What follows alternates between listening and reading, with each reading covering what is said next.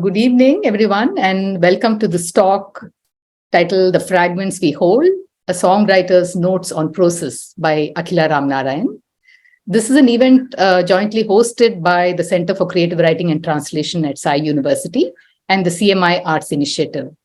For those of us at SAI, this is a really special evening because this is our first in-house center talk.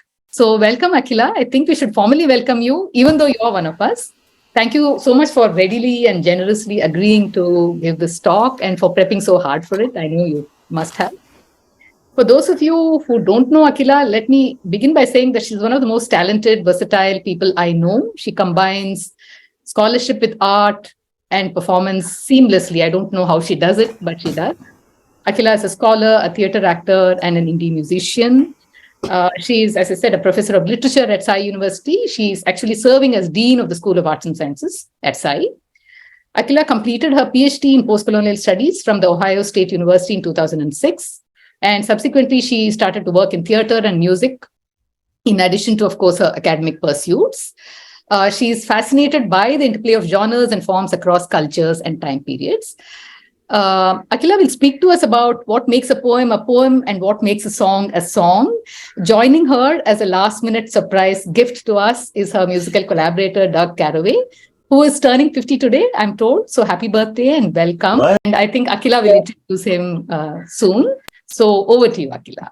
Thank you once again for being here. Thank you so much, Srilata. I'll just go ahead and share my screen without wasting any time, because I know everybody's time is precious. I so appreciate everybody joining us here today. And I'll just start my slideshow. The title is actually a phrase in the song we're going to be talking about today. And before I begin, I would like to express my thanks to the Center for Creative Writing and Translation and the CMI Arts Initiative and CCWT's Srilata and Bharat for coordinating this event. I'd also like to make a dedication to a musician I have loved who passed away this past weekend of cancer. Her name is Connie Harris. She was somebody I met when I first went to Columbus and stood in for family. We all have those people in our lives when we go away to a different city, and they are there for us. And she is one of the truest musicians, and dare I say a poet, who never practiced her art for any sort of gain in the world. And I'd just like to invoke that energy as I begin this talk. So basically, I think I said this in the abstract. I'm really here because it's an exercise in self-indulgence. I adored music and poetry since I was a child. I can't imagine a world without either. And that's one of the principal reasons I'm here in front of you. And also, Srilata let me do this, which I really appreciate. And as she mentioned, I'm somebody who has slowly worked my way. Maybe I'm just a jack of all trades. I just like exploring new things, and I like being the person who knows the least in a room. So I've gone around different disciplines, being an ignoramus. And so I like to share, those experiences of what I've learned from artists and writers and dancers and scholars who are so incredible, and they've enriched my life.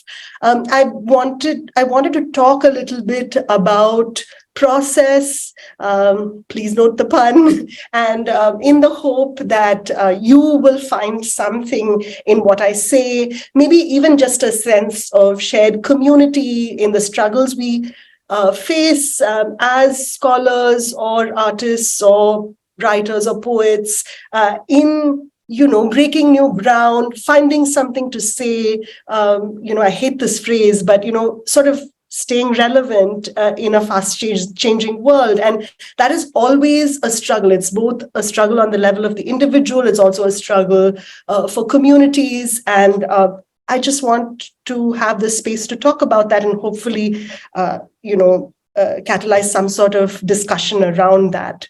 And I'm really interested. I've knocked around and done a number of things, not very well, but what that has taught me is that you have to place yourself in a continuum or a spectrum, if you will, and think about how to transfer learnings from one domain to another. And your life is the richer, and I think all the communities you inhabit are the richer for those kinds of conversations. They're what my mathematician friend Gaurav Rena calls conversations between unlike minds. Those are the most rewarding. And I think perhaps that's sort of a space that, I'd like to inhabit myself. I also want to say, I love poetry, but I'm not a poet. So any recommendations or experiences that I share they're not, made by an expert. I'm in awe of poets. I mean, if I could be one, I would. I'm not really very good at it. But Doug and I really hope that perhaps even for, people who have done this for a really long time, even the people I'm in awe of, I mean, sharing these experiences might trigger a different way of thinking about your craft. Or, maybe just talking about it will help me think differently about mine. And, hearing Doug speak. Also wanted to say, every artist and writer I know, when we really reflect on what we do, we're full of questions about, the world in which we live. The concerns of the world around you are always lapping at the edges of your individual experience, coloring them in myriad ways. And for me, making art, I mean, Srilata was very complimentary and I thank her for it. But for me, making art is just a means of survival. To me, also listening to music or reading poetry or looking at paintings or watching a great film, sometimes even just a really popular Netflix series, like the whatever, Ted Lasso, they give you something. They provide healing. Sometimes they make it okay to feel what you're feeling. Sometimes they provide great joy, laughter, and then sometimes they allow you to be distracted. And I think that's what art does. I mean, if you're an artist or you're appreciative of what artists and poets and writers do, you're looking at the craft, you're marveling at how they've taken a theme that's resonated through the ages, but they've done something new with it. And that sometimes can allow you to take a break from your own travails. And you realize also that you're not alone. And I had to quote Pearl Jam, I'm still alive. That's the feeling I get when I absorb the great works of others. And I've also found lately, I entered into theater for very different reasons. I felt very alive. I wanted to move away from the scholarly world into the practice of the body. So this was an experiment in sort of how do I go from writing about works of art to making that art myself. So that presented its own challenges. And I started doing this in my late 30s. But the music, I came back to it. I've been on and off involved in music, and I'm trained a little bit in music, but a rebel, so I didn't really finish my training. So in December 2018, I found that I was writing songs just to deal with, and I have this book in front of me of The Trauma of Everyday Life. I don't know if you can see. I think it's the opposite way, but it's Mark Epstein's book, which Srilata introduced me to, and I've just started reading. But I love that phrase. And I think we were talking about it the other day at work. And I think that's what it does for me, the ability to write a few poems diffidently and write some songs with marginally more courage. With Doug, who's with me every step of the way. I think what it does is help me deal with the trauma of everyday life, and I'm hoping that talking about it will also help me reflect on this and write, reflectively about this in a larger project. So before I begin before we move into the song in which we're going to share some notes on process, I'd like to sort of, since if there are students here, I invite you to read this particular piece by Edward Hirsch. Oops, I need to go back. In which, on the Poetry Foundation website, where he makes some claims. It's a very charming quote unquote essay. He's pushing the envelopes when it comes to genre. And he makes some claims about what the poem, what poetry does. It's very lovely and whimsical, but at the same time true. It rings true in terms of my own experience. And what I love about what Hirsch says is about the what he calls the immense intimacy and the intimate immensity of poetry. You really feel like a voice is speaking to you across space and sometimes time, and that's what I really love about it. I also like the points he makes about how poetry wrests you out of your habitual experience of language, defamiliarizes. I think this is a word that's used by the Prague school, and it's called estrangement by the Russian formalists, people who deal with form. They talk about the fact that poets are experts at taking something you know and putting it in a completely different context, and using words in fresh ways. Of course, Wordsworth and Coleridge also talked about this, the Romantic poets. But it's something that's so important because it keeps language fresh. It paves the way for creativity and fresh thinking.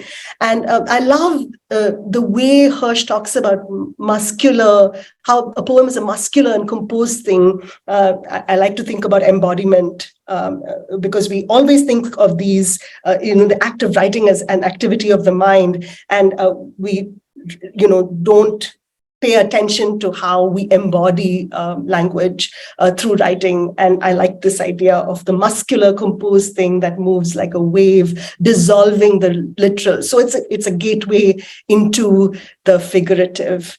And just wanted to quickly take us to this poem called Sun Shower. For anyone who hasn't heard this term, it's when I think the sun is shining and it rains, and it's called a sun shower. And there is a little bit of context that, there's an American saying that, when there's a sun shower, the devil is beating his wife. So just to, think about all these ideas of Hirsch, I'll just read this poem aloud, and you can think about how. This is one of my favorite poets. She's also from Ohio State, Natalie Shapiro. How this poem works to do some of the things Hirsch says it does. Some people say the devil is beating his wife. Some people say the devil is pawing his wife. Some people say the devil is doubling down on an overall attitude of entitlement toward the body of his wife. Some people say the devil won't need to be sorry, as the devil believes that nothing comes after this life.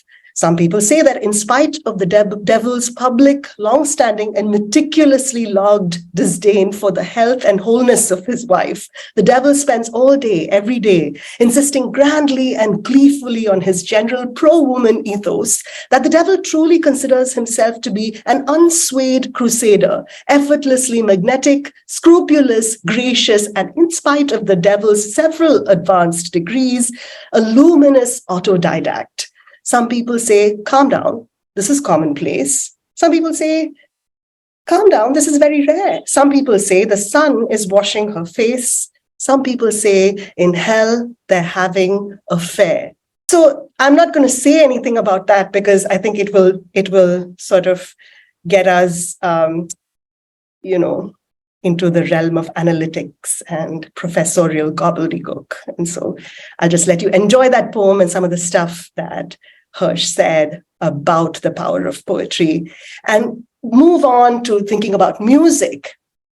And this is a very famous Oliver Sacks in his book Musicophilia, expert on on all of this. He says music can pierce the heart directly. It needs no mediation. One does not have to know anything about Dido and Aeneas to be moved by her lament for him. Anyone who has ever lost someone knows what Dido is expressing. And there is finally a deep and mysterious paradox here. For while such music makes one experience pain and grief more intensely, it brings solace and consolation at the same time. And so I know that this feeling of the therapeutic or cathartic effects of music that I was feeling when I was making music and when I listen to music, I'm not alone in feeling this. The experts feel it too. And I love this because I love how Sachs goes, to the Aeneid, to the epic, and to the intercutting, interconnected, interleaved worlds of literature, poetry, epic poetry and music. And for a second, I just wanted to play maybe 30 seconds of this Dido's Lament by the English composer Henry Purcell, which is sung by a musician I love, Annie Lennox. And this is what Annie Lennox says about interpreting Dido's Lament, the same piece that Sachs is talking about. She says, it occurred to me that there was a comparison to the destruction human beings have brought upon the planet between, the epic story of Dido, broken-hearted, taking her own life when Aeneas leaves in the Aeneid. And so then she says, when it comes to climate catastrophe, we are on the edge of the abyss. I see Dido's lament as a lament for our dying planet. Think about how, something can ripple through time across genres and, still animate the musical and artistic worlds of artists today.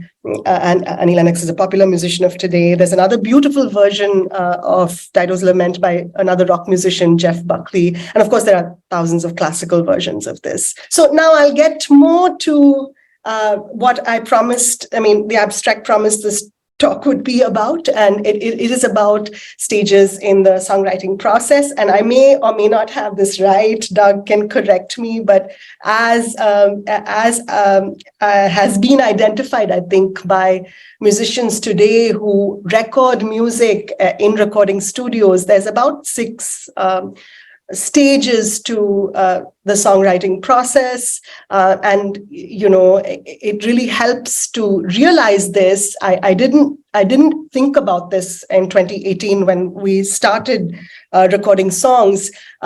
This way, when I finished writing a song, at least the vocal melody and the lyrics, I thought the work was done. I had an inkling. I've done some studio work, but I didn't realize how laborious each of these stages can be, because I had been more of a live musician before this and done, very little studio recording. So if you look at these 6 stages, they're incredibly messy. Sometimes you go back, change things. Often after a song is arranged and the initial recording of a voice has happened, that's called a scratch track. So you go back and re-record, sometimes in response to what has happened in the studio, some freshness or some idea that occurred to you. So this does not happen in a linear fashion.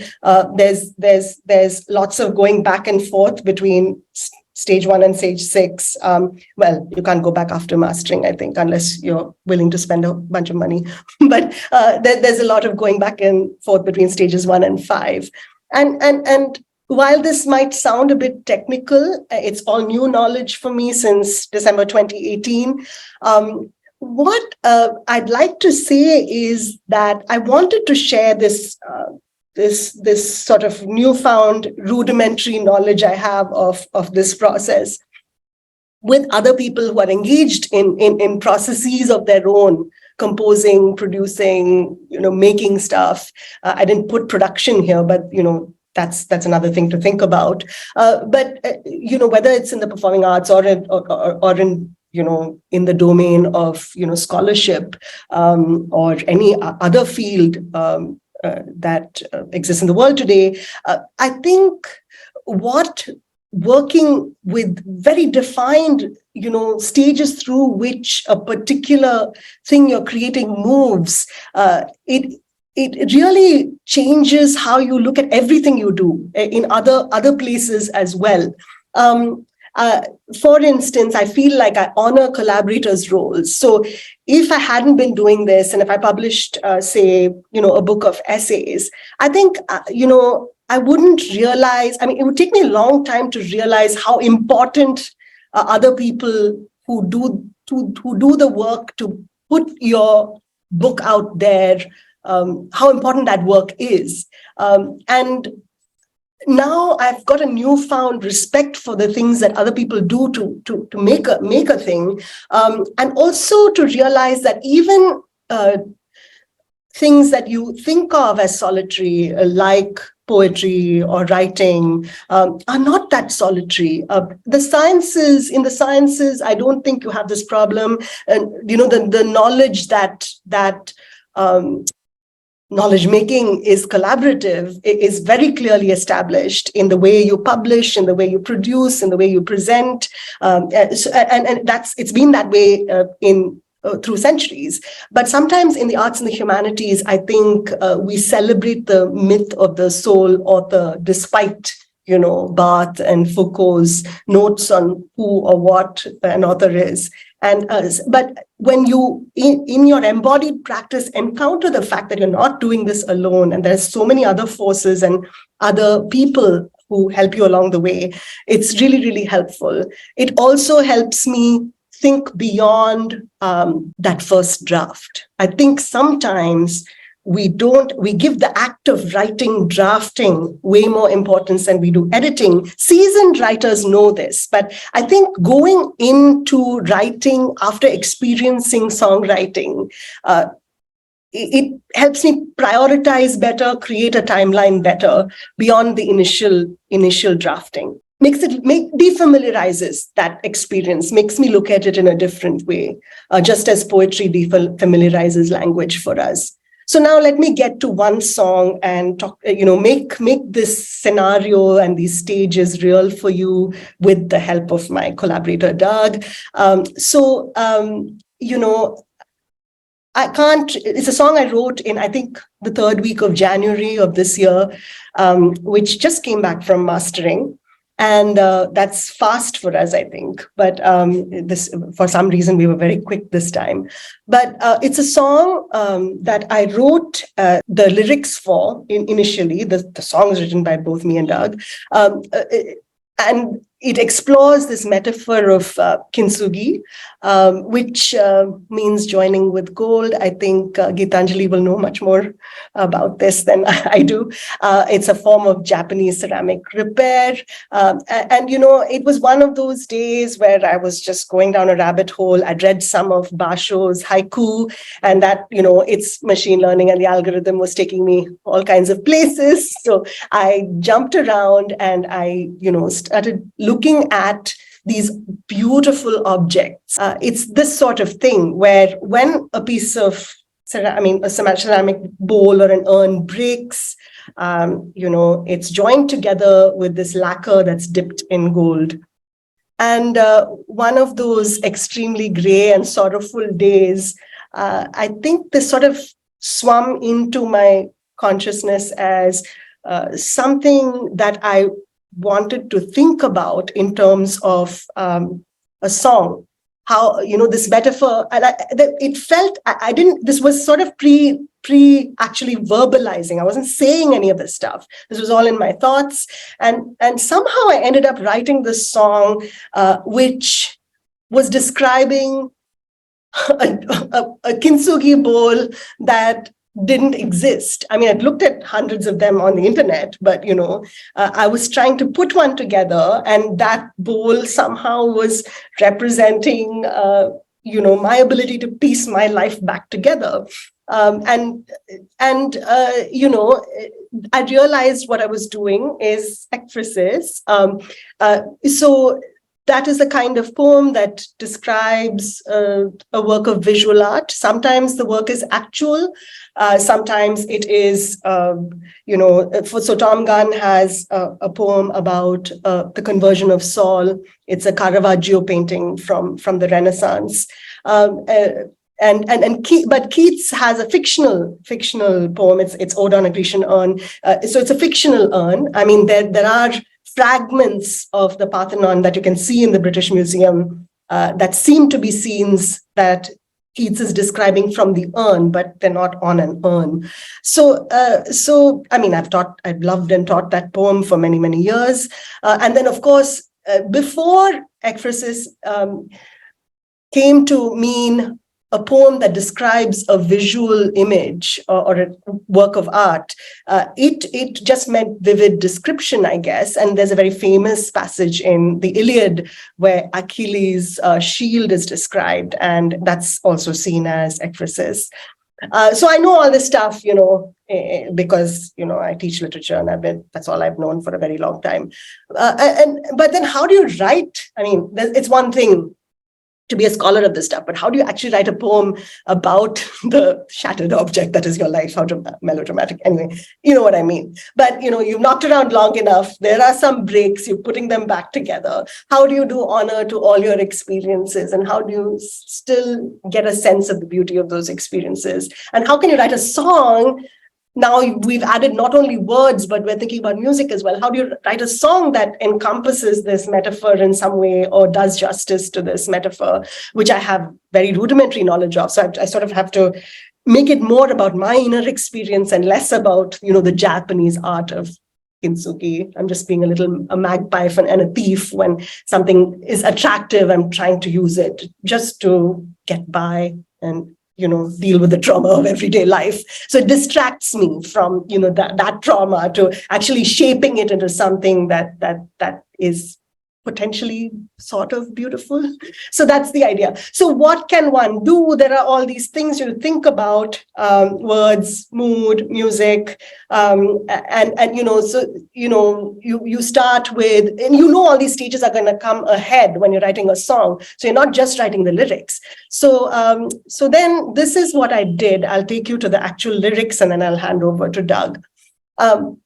So these are the lyrics of the song. I will say only that I tried in the feel of the lyrics and the melody to give a sense of fragments. So I didn't want to have too many repetitions, but I didn't want any verse to sound the same as the next one. I wanted it to have this, aspect of jaggedness, the song itself. But at the same time, I didn't want to take the metaphor too literally. It's like there's a musician, a jazz pianist, Vijay Iyer, I think he did something on the Fibonacci sequence, and he talks about this. Like, you can't take the numbers too literally. You can't take the math too literally. You have to imbibe the principle. So I guess reading about that helped me here.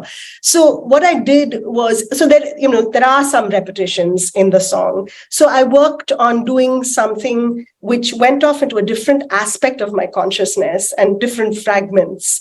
But none of it was really this thought through. This is all in hindsight. When I was actually writing it, it was much messier and uglier, the process. So this is the song. What brings you here? Why do you linger near? Lost eyes stare into space. When your heart breaks, do you just disappear? Pick up pieces apace. So that's sort of bringing the metaphor to life. And then there's this bit, where do we belong? This relentless march in a gathering throng of thieves and cheats, creeps and deadbeats, deceit, complete, no place to retreat. So I was playing also with rhyme, with assonance, which is, making the similar vowel sounds, even if the words don't rhyme. Why do I care? They got off scot-free. How do they dare? How is it fair? Listen, world, stop messing with me. That is one fragment. Goes back to where do we belong, this relentless march in a gathering throng of thieves and cheats, creeps and deadbeats, aching, weary feet, no place to retreat, the few replete, but the many have little to eat, and hell is that terrible song that plays endlessly on repeat, but good soldiers never admit defeat.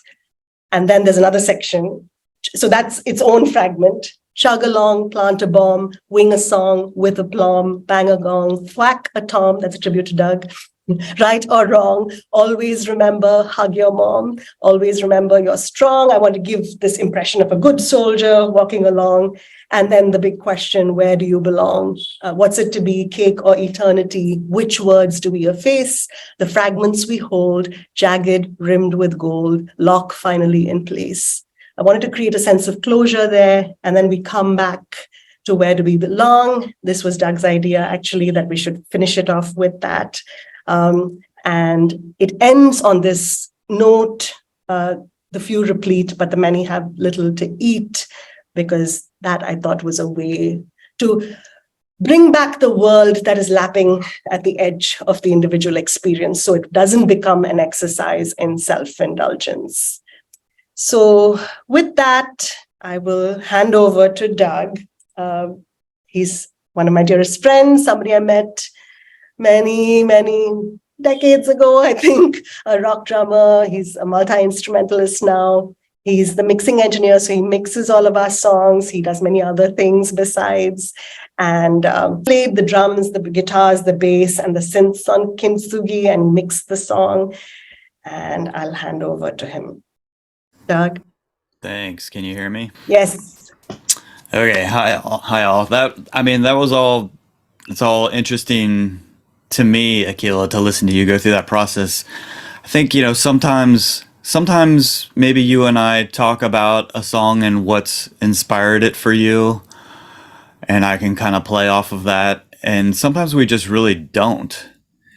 And I think this actually was one where we didn't, as I recall. Yeah? Yeah, we didn't talk much about it. Did I even give you the lyrics? I think you did. I think you did send me the lyrics, but we didn't really talk about your process. But Right, yeah. I mean, if I can start by throwing a compliment her way, despite the name of your talk here, one thing that Akhila never sends me, I would say, is like fragments of a song. Like, it always seems very pretty done, like composed, and I'm a structural thinker as a drummer, and so I feel like that's something I could be good at, but I don't ever have to mess with it too much.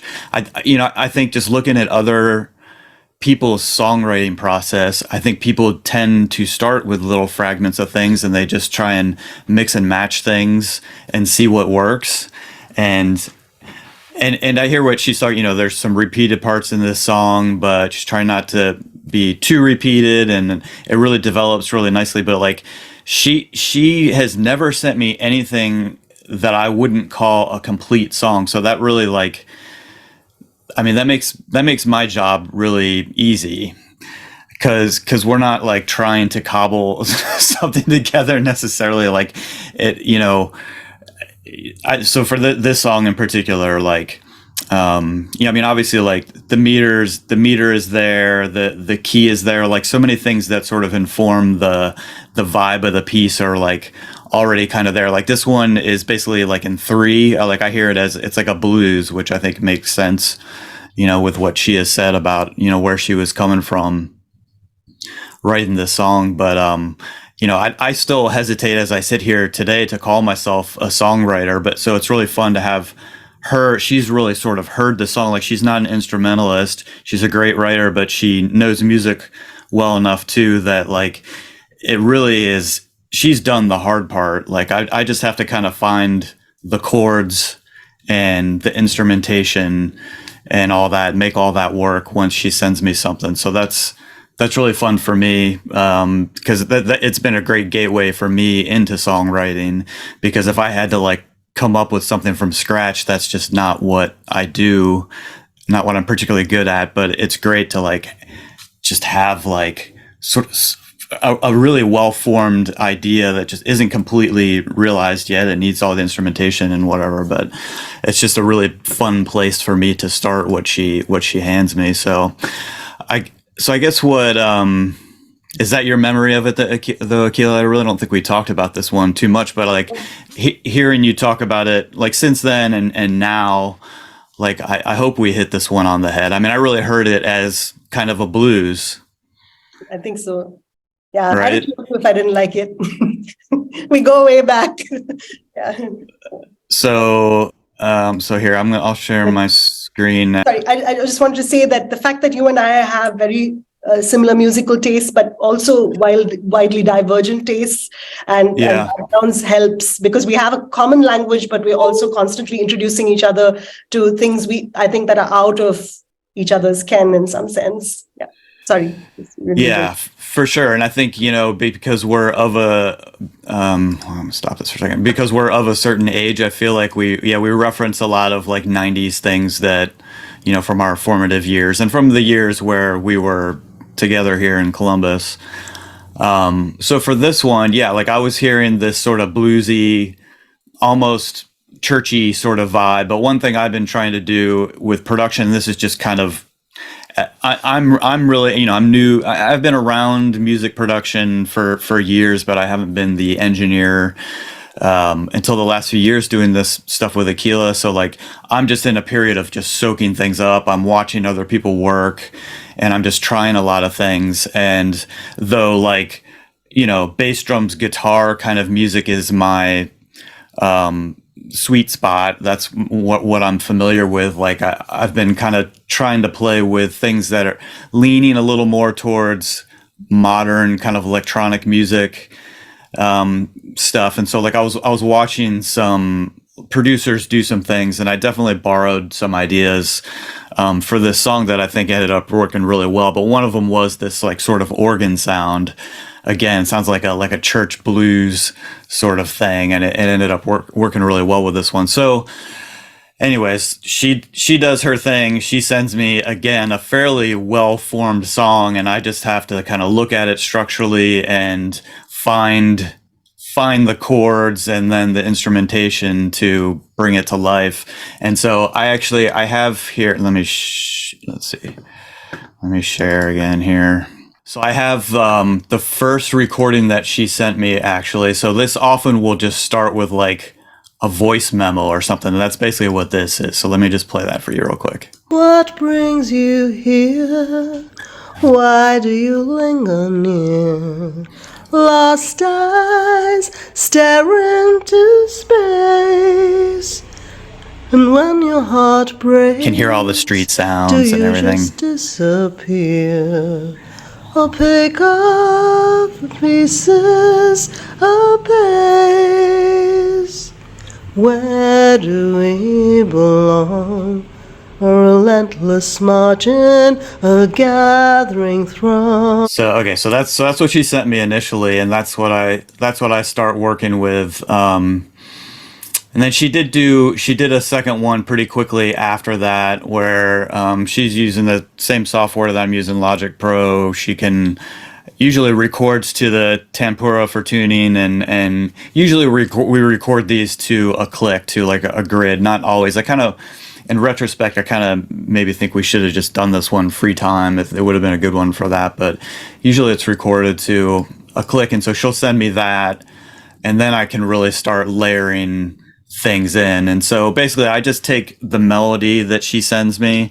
First thing I do, like the guitar is sort of my main non-percussive instrument.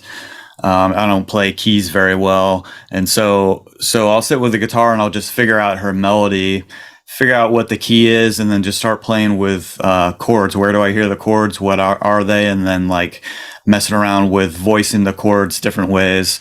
And so we basically almost always end up with a sort of traditional singer-songwriter kind of acoustic guitar and vocal thing first, and then I kind of decide what to do with instrumentation. So an example of that would be this. This was like an early just guitar vocal version. Let me just skip forward here a little bit. This relentless margin, a gathering throng of thieves and cheats, creeps and deadbeats, deceit, defeat, no place to retreat. So that's kind of where we started. That's almost always what happens. And then I end up in my software here, just trying to figure out how to bring all that to life, like style wise. Again, what do we want to do? And like a lot of the style and vibe of this, again, I think was just embedded in what she gave me. But the first sound, again, that I kind of jumped on was this kind of organ sound. Let me see. I don't know if anybody out there has any experience with synths and things. I'm using soft synths. You know, these are just like software versions of synths. Hardware synths are incredibly expensive. They're ridiculously expensive. So this is a very common thing. I don't have it set up right now, but I've got a MIDI keyboard. It's just a controller for these like software synth emulations. And so this Vox synth is an actual hardware synth. This is an emulation of, and this is just sort of that's not it. This is kind of the sound I was drawn to. So it starts with this little swell, and then you can kind of hear it playing the chords. I'll just play a little bit of this.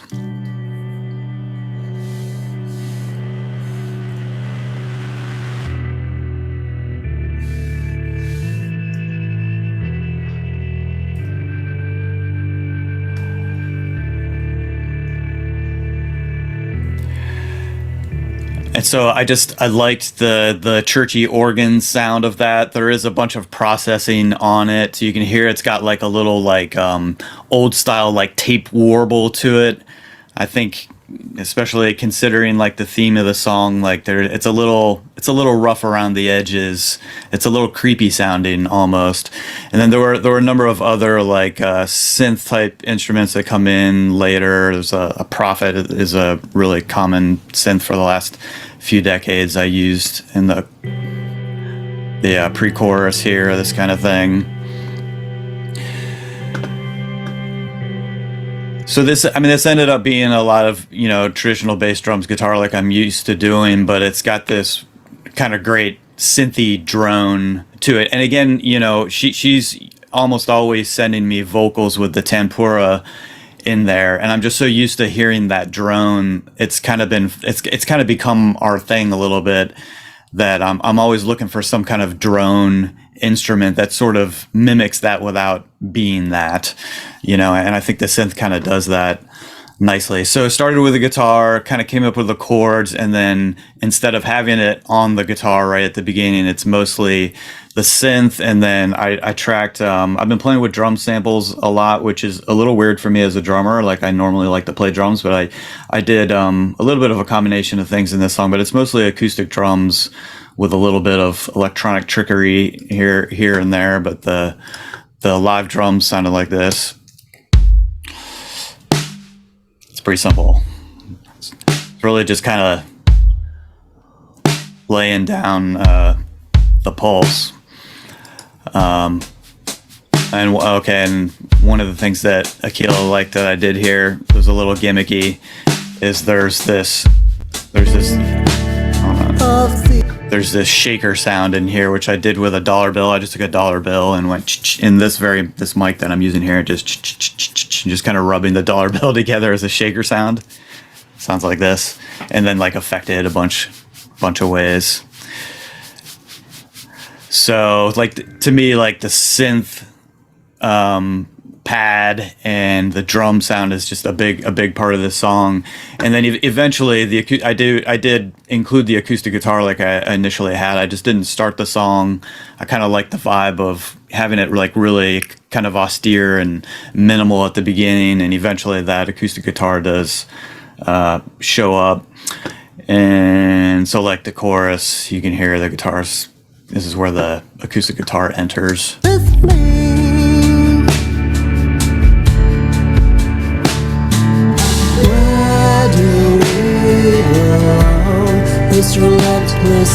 And then let's see. So one guitar trick I'm really fond of in here. There's a bunch of electric guitars in here too that are just playing really simple. There's not a whole lot going on in here. It's really, this song is very soundscapey to me, and one of the really soundscapey things I like to do with electric guitars is different delay effects. In this case, there's a reverse delay effect, which, by the way, we were speaking of our song Walking earlier, and that song has a lot of reverse delay. It takes, like, you play something, and I'm doing this with a guitar pedal that I have just off camera here. You probably can't see it, but I can also do it in software. You play something, and it takes that signal and it reverses it and then sort of repeats it. and it's just sort of a fun effect. It kind of sounds, you should be able to hear it here like this.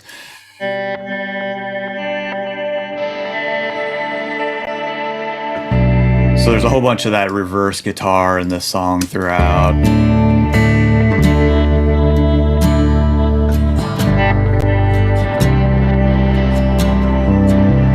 It's just kind of a fun, vibey thing that works nicely with these synths in there. So that's, it's basically these synth pads but there's some other, like, I did not just the synths, but there is a little bit of, where is it? I did some soft synth violins in here. There's some strings. When we're able to, we have someone actually play live strings for us, which is great. But sometimes I'll use these MIDI synths in here. So there's a bunch of textural elements like that in there.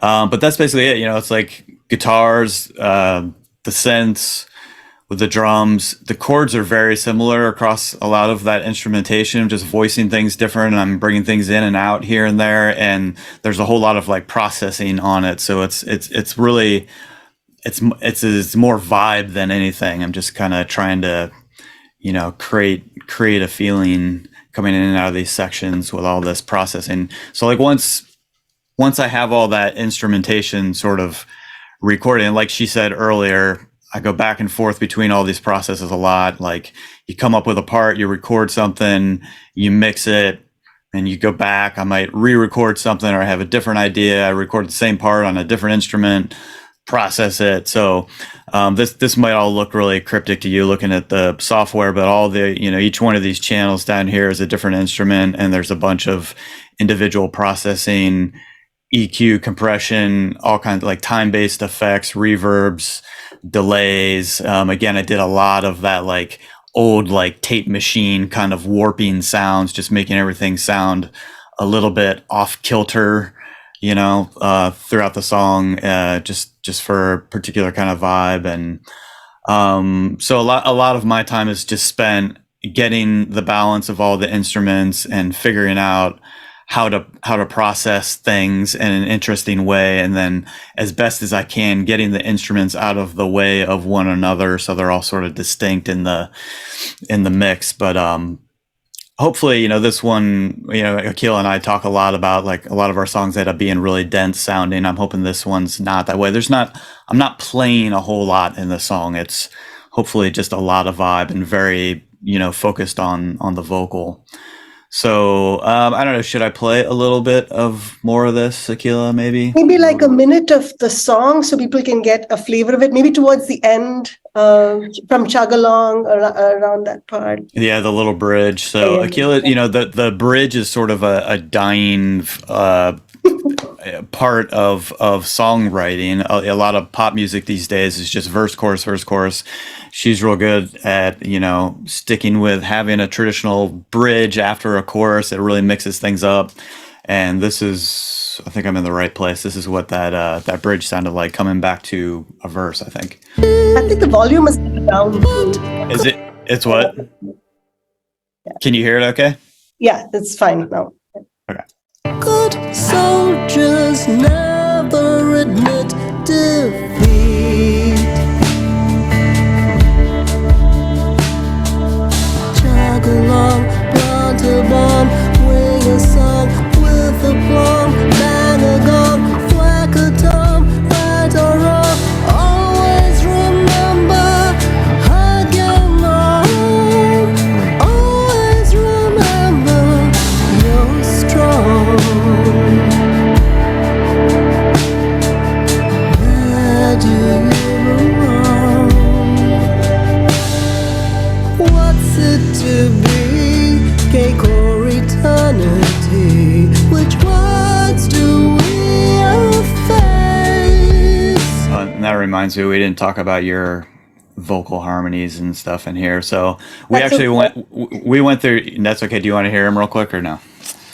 That's fine. They can hear them, I think. Yeah. They get say here real quick. So that we went through a couple of iterations of this main vocal, and the one I ended up using was one of the first ones she did, and that's often the way it goes. Like before you've thought about it too much, just lay it down. Then it ends up being a really good take. But then she did go back into the studio and record a bunch of harmonies. So here's a couple of Which those. words do we efface? So, The clock finally is. and the chorus. Where do we belong? This relentless marching, a gathering throng of thieves and cheats, creeps and deadbeats. So kind of some high parts and some low parts arranged, that's what's really gives it a lot of depth and dimension. But so yeah, what else? Akhila, we want to give people a chance to maybe ask questions. Yeah, I think so. I think we can just stop here. I had some summing up, but I can share the slides for people to think about later if they want them. Thank you. Do you We'll stop there. questions or comments, anyone? So do you ever go back to the song itself after this process of setting it to music and song? Do you say, okay, I need to revise my song? Does that happen also? Should I answer? I mean, Yeah, I think that's for you. Yeah, we really haven't done that yet, I don't think, with any of these songs. But I don't. Yeah, Akhila, do you at least desire to go back and do that ever? No, I think rock music is more forgiving than academia in these sorts of things, and you sort of think about these things as a snapshot in time. And just a reflection of where you're at. It's just it just marks where you were in your journey. We talk a lot about that, actually. I think there's some things we've gotten better at. And this is all part of our learning. So, you sort of feel like you're just learning still. But also, Doug and I are in an unusual place. We lived in the same city for 15 years and never once did we play music together. We were such good friends. We both had our own projects. So we started working together. Poor Mara has had to deal with me as a virtual roommate, I think, in their apartment since we started working together in 2019. So we've actually only collaborated remotely. We have never played these songs in the same room together. So I'm hoping to go this year and actually sit down with again for us to actually play these songs together. So in that we're not sure we know how to do that even. How to do that because but they're just these exercises in sort of creativity and exploring something for each of us, I think. And I have been singing them live a little bit here with another of our collaborators, Vedant Bharadwaj, but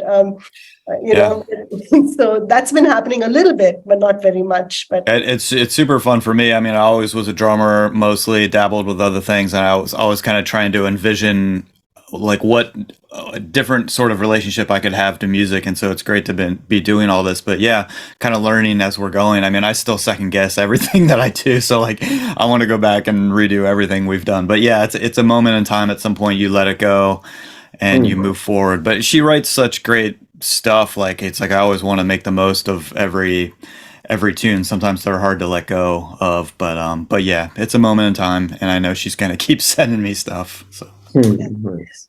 This is actually the first time I've ever heard Doug say he likes the stuff I write. No, I really do. And I'm a tough audience too. Like, I mean, just with commercial music, like there isn't a ton of stuff that I really like. And I think there is really good melody. I know you're thinking through things. It's all very well thought out, and musically it works really well, and it's just super fun for me. Yeah, she'll tell you, like, I'm the first person to sort of doubt my own abilities sometimes or whatever, but I feel like the end result with all this, like, I feel like it's pretty good work. I'm not sure exactly how we're doing it, but it's certainly a fun process for us, and I think we're certainly getting better and better at it as we go, I hope. And that Mara confirms that for me on occasion, which is encouraging. My wife, who's here with us. Well, yeah, the songs will be released soon. So if anybody's interested, I'll pass on the links to Srilata, and maybe you can send it to people who want to hear them. in about a month, we're going to put we should talk about the name. Like, we've been waffling about what we're going to call this because we've rebranded it from what we were doing before, which was Akhila and the Alchemist. That was kind of a different project. So like the things that her and I are doing together, just the two of us, is a little different. So new name. We think it's going to be called Starcracker, right? Yeah. I thought about calling it, I wanted to call it Day is Night at first. I made that joke earlier because, it's morning here, it's evening there. Like I send her mixes in the evening as I'm going to bed. She listens to when she first gets up. There were some other things we liked about it, but it just says a lot about the way we work.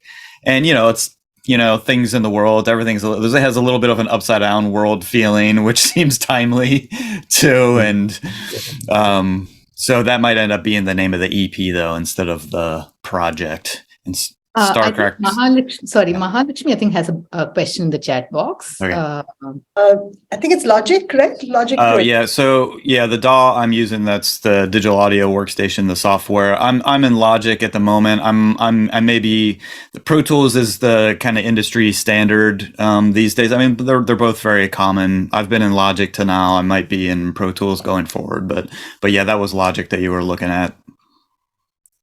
And Akhila has it as well and kind of demos things in Logic. Yeah. Usha, please ask.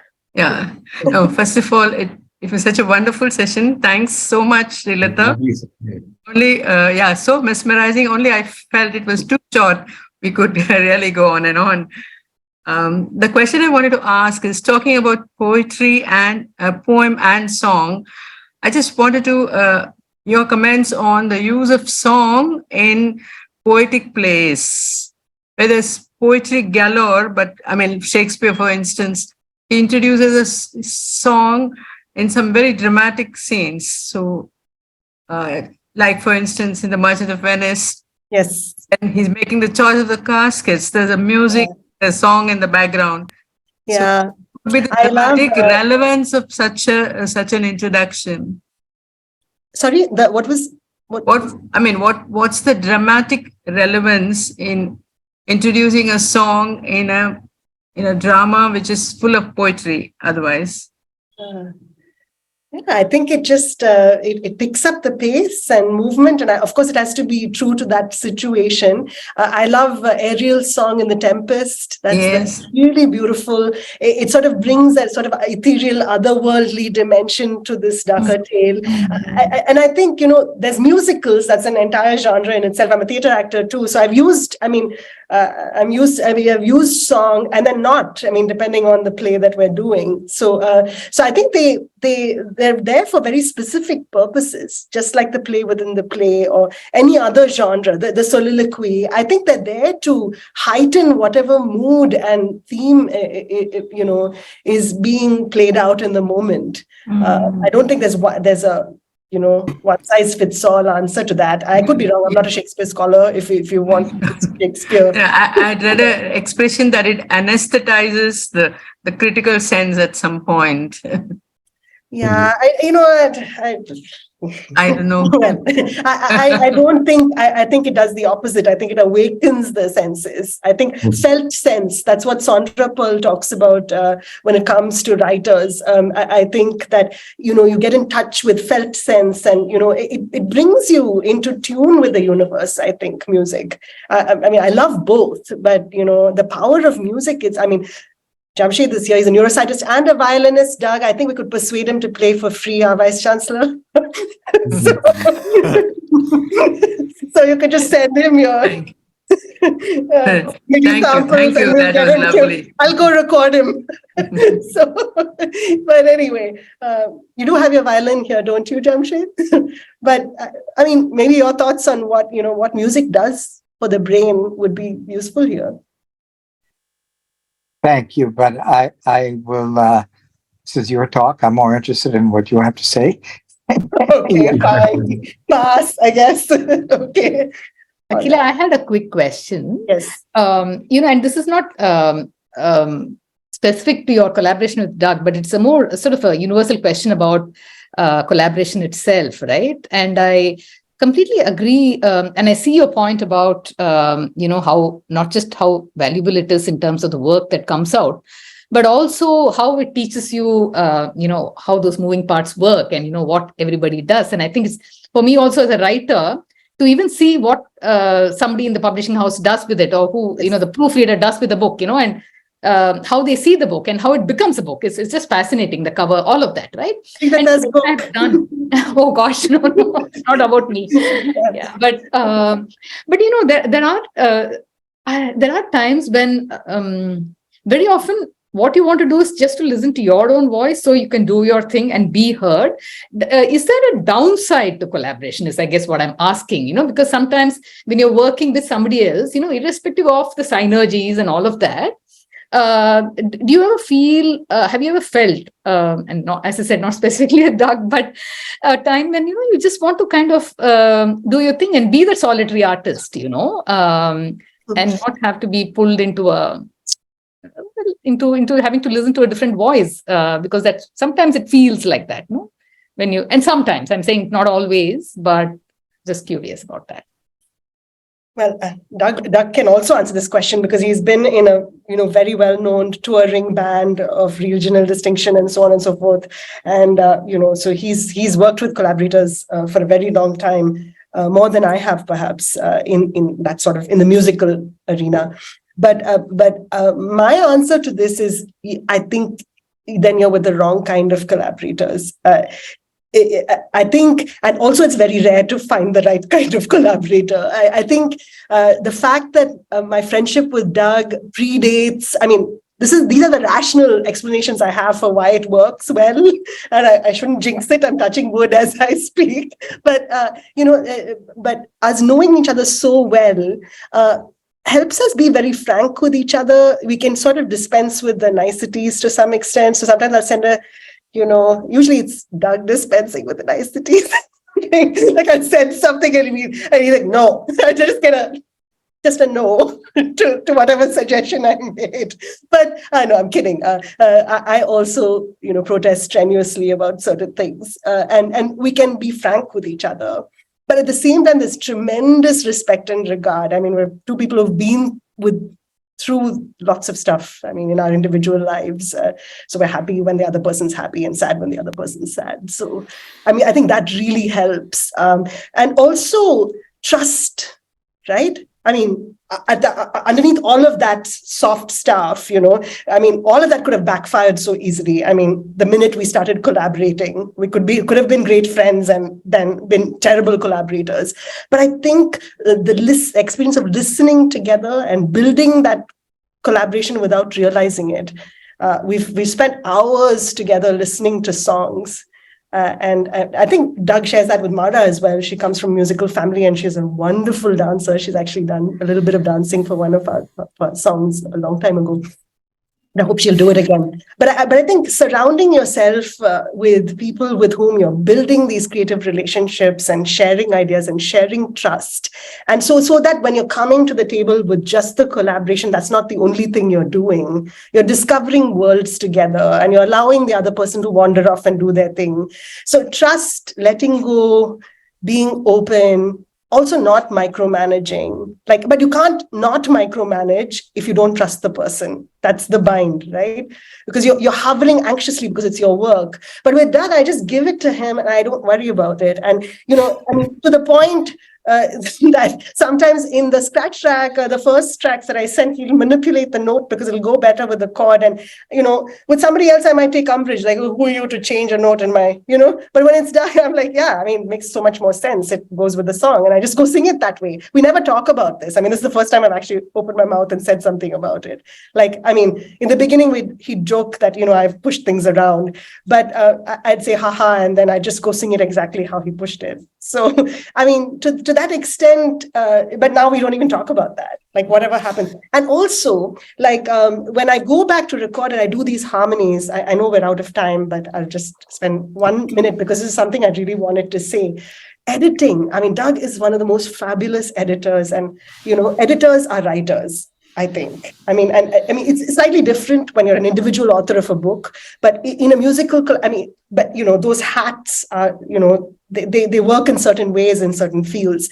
But I really feel like, I'll send him every possible harmony I can think of. I mean, there's songs in which, I'll just send him as much stuff as possible. Like there'll be vocals stacked on vocals, about 6 vocals, right? Different layers, thirds, fifths, whatever came to my mind at the moment, in addition to the stuff I already plan when I go into a recording studio.